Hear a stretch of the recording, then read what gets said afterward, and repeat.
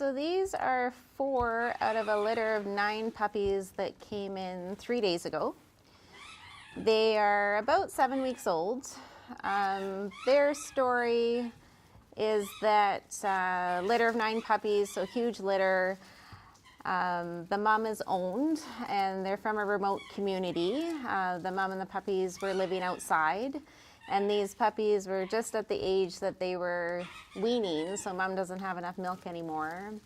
And the owner can't afford to feed the mom dog, but can't afford to feed the 9 other puppies. So these guys were cold and not being fed properly, and the owner wanted them to go into rescue so that they could have a chance. So we divide them up into 2 groups. We want to keep them enough together so they can socialize when they're this age. Being with their litter mates is really important. They learn to play. They learn good dog socialization skills, so we always want to keep them together. But a group of 9 in a run is too many, so we split them up. So we have 5 in one run and 4 in this run. So these guys have only had their first vaccine, and it was only 3 days ago. And so they're not really protected until they've had multiple boosters.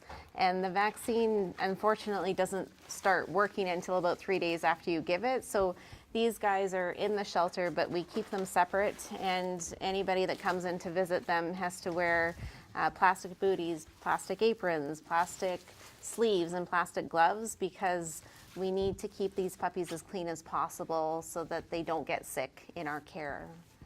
If they hadn't come into rescue in the situation that they were in, they would have just starved or frozen to death with it being winter. And so by them coming into rescue, getting vaccinated, getting spayed and neutered, and going up for adoption, we're giving them a chance at a good life. So that's really important for these individual puppies. The larger problem, though, is of course the remote communities that don't have access to vet care.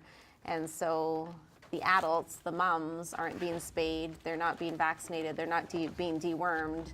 And so it's an ongoing issue where we need to help those puppies that are not going to survive, but we also need to be going into the communities and spaying and neutering and vaccinating the adult dogs so that these puppies aren't continually produced.